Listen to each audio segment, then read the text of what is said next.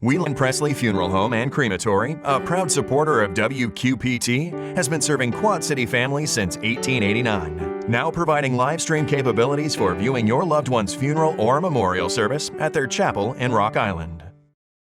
The growing call for more coronavirus restrictions, balancing health and the economy in the cities.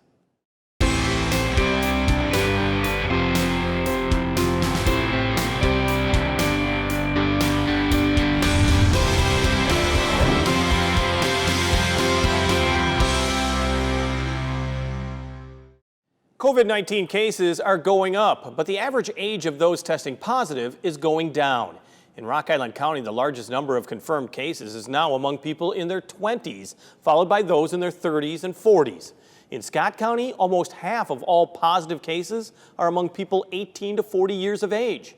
But that demographic is also important for many businesses and is a major factor in tourism.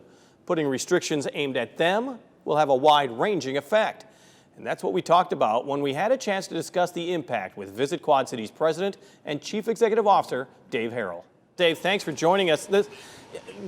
Tell me about the state of business right now, the state of entertainment and tourism business in the Quad City area.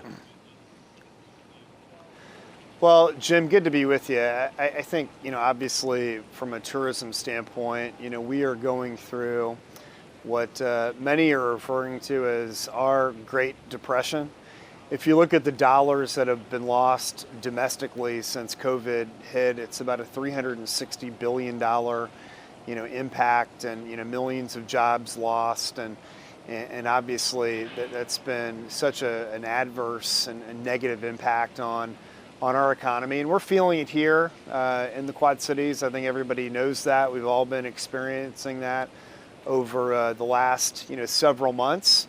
But I think from a tourism perspective and the things that we want to continue to reinforce is that we are open for business, and albeit it's a little bit different now, and obviously we want to be safe and responsible and do the things that we need to do to present a safe environment and atmosphere for people that are coming here, that are consuming the Quad Cities. We still want people here. I mean, we got to have our economy, sustained. We've got to have our economy, thriving again. And if you look at the data points and if you look at the numbers, I'd say we're actually holding serve in metrics that are things like hotel occupancy, which we, look at, every week. We're actually beating the Illinois average. We're beating the Iowa average, and we're beating the national average. And I think that's something that we can use as a silver lining. There are sectors that are outperforming others. Certainly the meeting and convention and conference space has been incredibly challenged, as well as live events too. But there are still people coming here, and there is activity. And that's something that we obviously want to continue to reinforce as we need to get our economy moving. Well, the Quad City area beating the average, what do you attribute that to? Well, I think there's a lot of things. I think perception that we are considered to be a more safe environment than maybe markets like Chicago. I think the fact that there are people from rural communities that view the Quad Cities as a destination that they might want to travel to get a well-rounded and blended experience. And then if you look at things like sports tourism, I mean, yes, did we lose events like the BIX and the John Deere Classic and some of those things, but the youth and amateur sports have actually still been activated during the summer months, and there's been a variety of events that have still been occurring, and that has really been helping our hospitality community be sustained. So I think there are some silver linings that we can always take out of this. I think the fact that we are a drive-to market and you can get here pretty easily, I think positions the Quad Cities in a different respect than maybe a market where you have to fly to. But I think we've been holding our serve. Are we down? Yes, we're absolutely down from what we normally experience. But in other markets, that could be in the 25% 35% hotel occupancy. We've actually been in the upper 40s, 48%, upper 50s in some weeks. And so that's something that we're certainly proud to be able to say from an economic impact perspective. Well, now we're under this warning from the state of Illinois, Rock Island County in particular. Scott County is facing, the White House Coronavirus Task Force was recommending bars being closed in more than 60 counties in Iowa, including Scott County. You're talking about metrics. The metrics as far as COVID-19 are concerned don't seem to be going in the direction that health professionals want. So this feeling like there could be added clampdowns is real right now.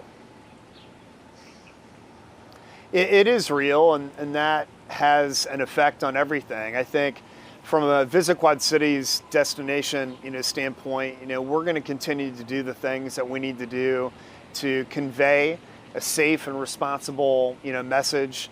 Do the things that we all have been talking about for months and months, and whether that's, proper protocols to, social distancing, to wearing a mask, all of these things are message points that we are delivering along with our friends through the COVID-19 Coalition, which we're a part of.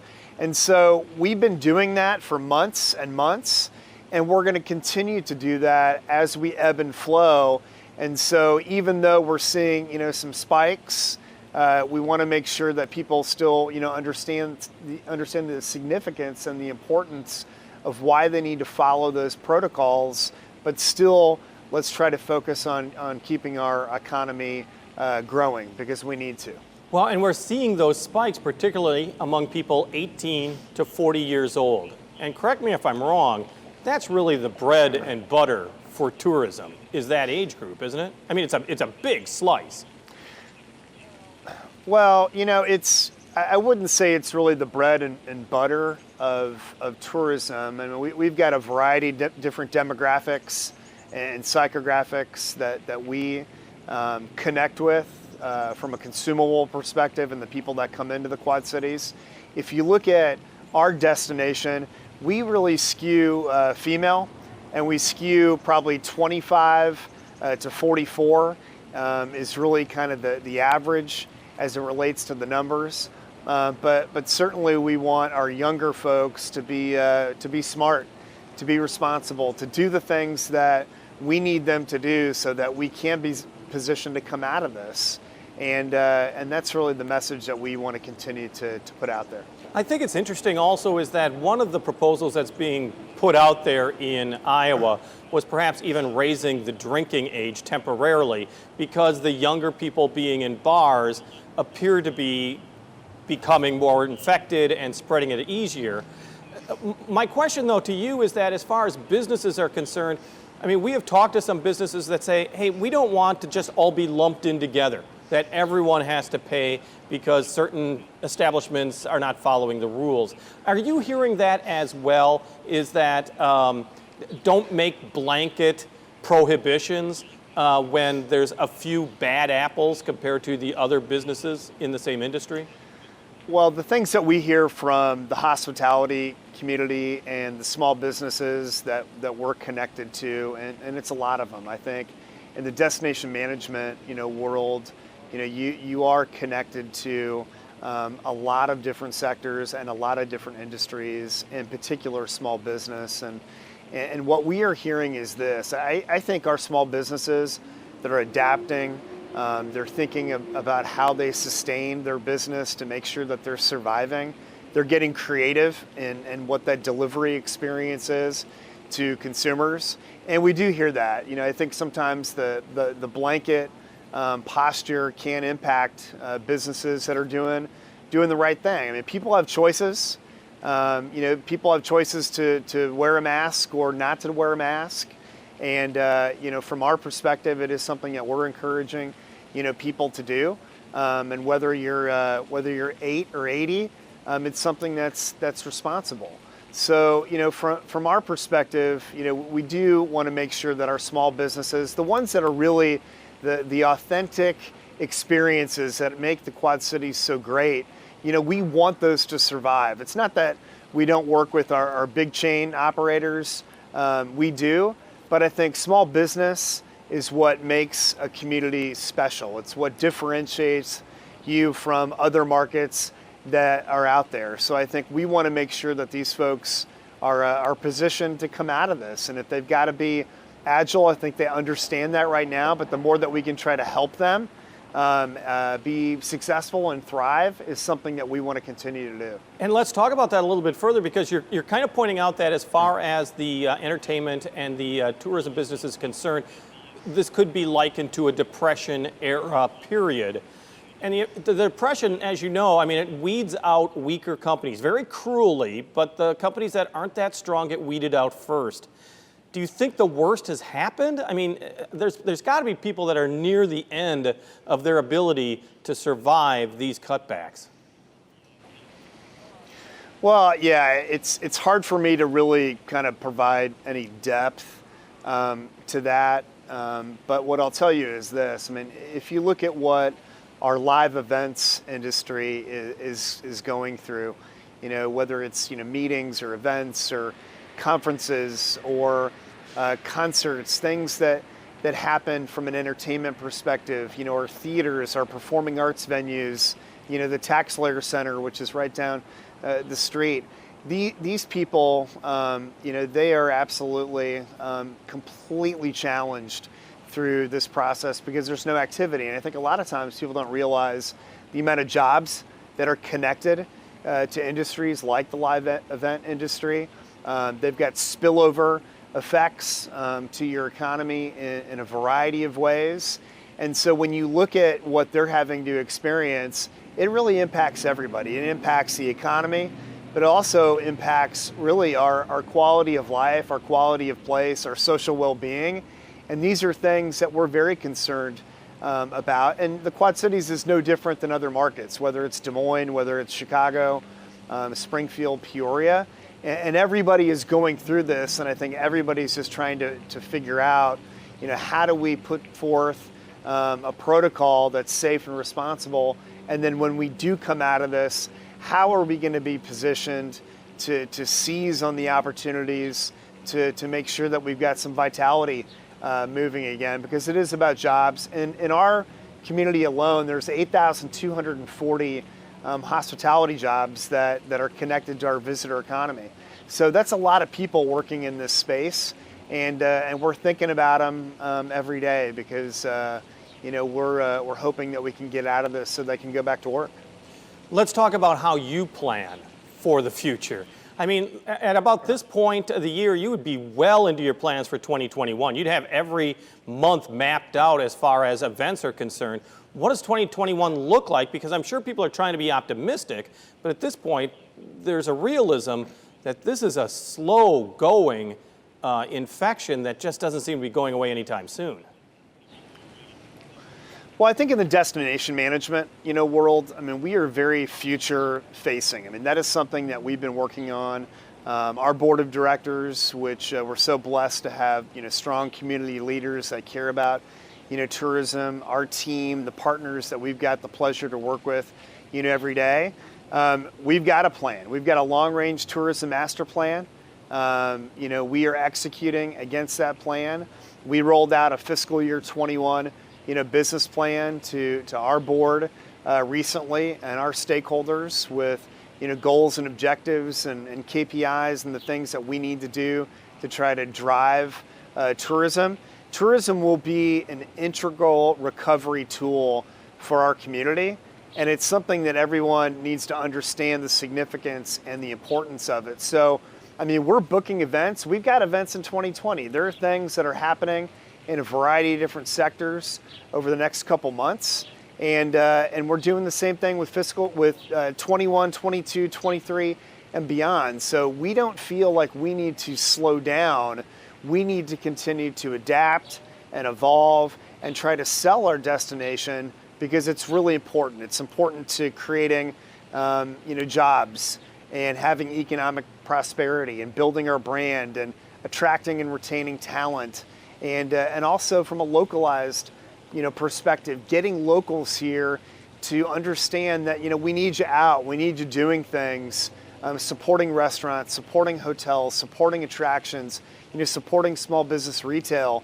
So from a campaign perspective, our real three pillars that we're focusing on are this, all things local, and then really a short haul drive to concept is really kind of number two for us, so a 200-mile, radius. And then lastly, it's what are we doing to kind of get back to the meetings and events and conferences that we've been able to see, and how can we book those again in 21 and 22 and beyond. So that's really our focus, but we've got a plan and we're going to execute it. So when you talk about that plan, is it basically based on a slow recovery? I mean, it's not going to be like a light switch where, we had COVID-19 and now we don't. Everything's fine. Yeah, I don't think that's a realistic, viewpoint on our visitor economy. And if you look at our visitor economy in Scott County and Rock Island, County, 2019, figures about $954 million in expenditures. So a pretty significant, impact to our economy. I think we're going to see a couple year recovery process. Now, again, the things that Visit Quad Cities and our regional destination have, that's going for us is our geography. I think we're very accessible. I think the fact that you can get to the Quad Cities here pretty readily, I think sets us up and positions us well for the future. And the fact that we are more of this drive-to option, that we're not a fly-to option. We work very closely with our friends at QCIA and Ben Leischner and his team, and the airport's critically important to our future. But I do think you're going to see more people driving into our community. That's a national trend, and I think that's something here locally that we can take advantage of. We've got wonderful outdoor destination assets. We've got a world-renowned Mississippi River that we can activate. We've got some amazing, hiking, cycling, outdoor opportunities for people. So the people that might be in larger communities, and let's just use Chicago as an example, they might want to look at a destination like the Quad Cities because we're drivable. You can get here, you can experience us, and if you can do that in a safe and responsible way, then that's going to be good for our economy and it's going to be good for our soul. We've been talking about the fact that sports tourism has been growing in the Quad City region over the last few years, kind of an exciting area of growth for the Quad Cities. What do you see for 2021 as far as, and let's be honest, that brings in families, that brings in so many people to the Quad City area. Are we going to see the sports next year? Jim, we're actually seeing the sports this year. So sports tourism has been one of the silver linings for our visitor economy over the last few months. And I think you're looking at assets and venues like the TVK Sports Complex being activated with youth baseball and softball. There's been wrestling events that have occurred. In October, we're hosting a World Walleye National Championship here with 42 of the best boats and fishermen in the nation that are going to be competing here. We've got the North American Fast Pitch Softball Tournament, which is happening at Crow Creek Park. There's a lot of events that are happening in 2020, probably at least 20 that we know of. And then in 2021, we are planning on hosting the Missouri Valley Women's Basketball Tournament. We are currently looking at some NCAA championship events. We've got the NAIA Men's Golf Championships at TPC Deer Run. So there is a lot of activity that is happening. We have still been bidding on, recruiting, and trying to solidify events for our future. So our team is not, slowing down, because in our space, it's very competitive. So not only within a Quad Cities framework, but communities all around the country recognize that sports tourism a lot of times is Teflon. Now, is it going to be down? Yes, but it is something that rebounds faster, and we need to make sure that we're competitively, positioned to seize on those opportunities. We've got a 5-year strategic plan for our sports tourism model. We're excited about that. We're executing against that plan, but it is something that we are spending literally every hour of the day, still trying to figure out what can we possibly bring to the Quad Cities. So as we adapt as a market, we're going to be adaptive with the kinds of sports that are going to happen from an event perspective. But I don't think it's going to slow down. I think it's just going to adjust, and we're going to adjust accordingly with it. And in the short term, it seems the key is local. If you're able to get out, do it safely, support your local businesses, that seems to be your key message right now, right in the here and now. Well, I think it's not only ours. I think it's a lot of organizations. Our friends and partners at the Quad Cities, Chamber, they've rolled out a campaign as well. We work very closely with them. But I think our local businesses, they need to survive. We want them to thrive again. And so if we can build that consumer confidence within our regional destination and let people know that there are still options for them to enjoy the things that they've been enjoying for years, but we got to support our businesses. That's what's critical to our community. Do something. Get off the couch. Get out there and help us, because I think the more that we're connected to all things local, that's going to help us. Visit Quad Cities President and Chief Executive Officer Dave Harrell. There are, of course, plenty of fun things to do during this pandemic. In fact, people are inventing some clever options for you right now. Laura Adams takes a look at some of them as she goes out and about.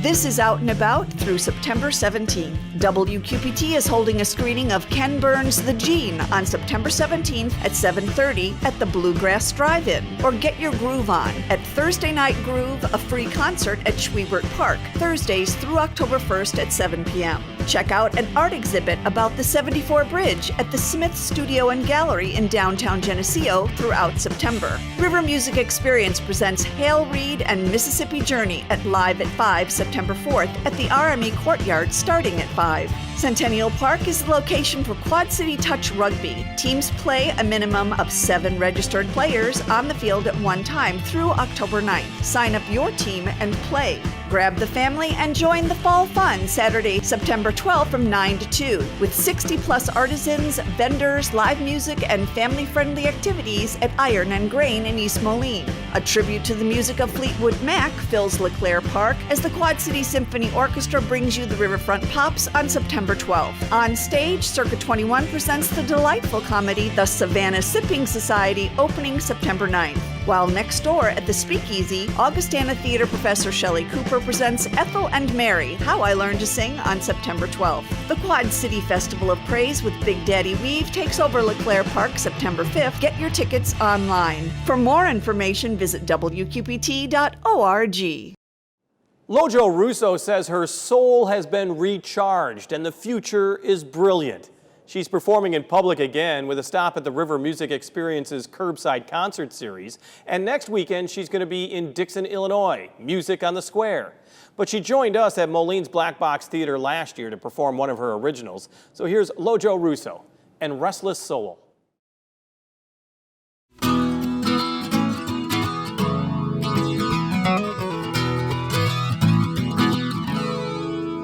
There's a sign down on Main Street, attracts me like a moth to a flame. Illuminating words, saying thank you, please come back again. It reminds my restless soul, I've been here too long, without a word or a whisper. Going, going, gone.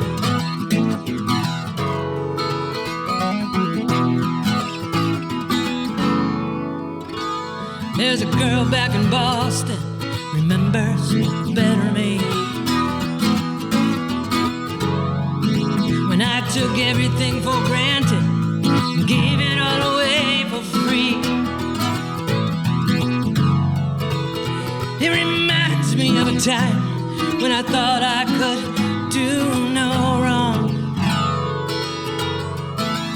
and like a fading photograph, it's going, going, gone.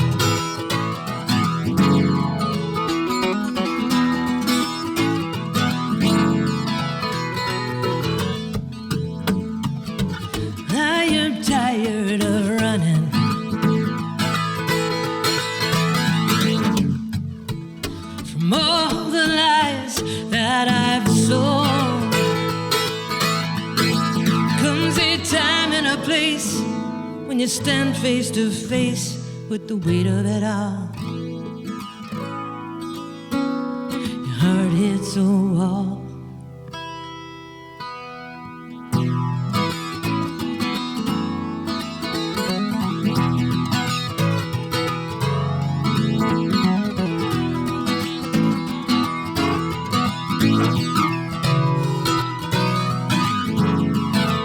There's a side to the story no one has ever heard.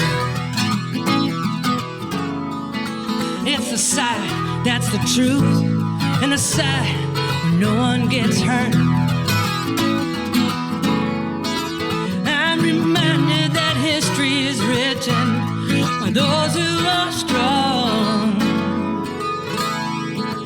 and like pages torn and tattered, going, going, gone. I'm gone.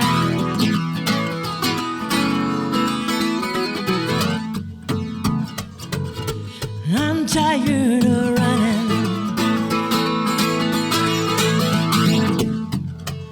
from all my faults and regrets. Comes a time and a place when you stand face to face with the weight of it all.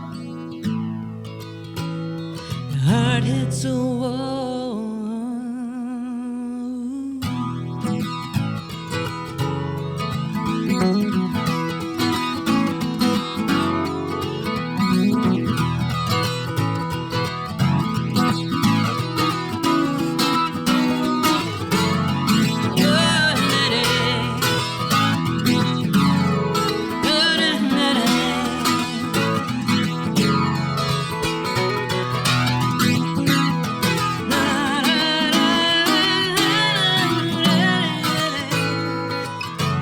There's a sign up ahead telling me it's time to come home.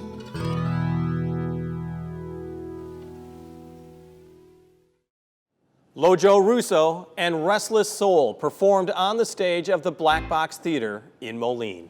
On the air, on the radio, on the web, and on your mobile device. Thanks for taking some time to join us as we talk about the issues on the cities.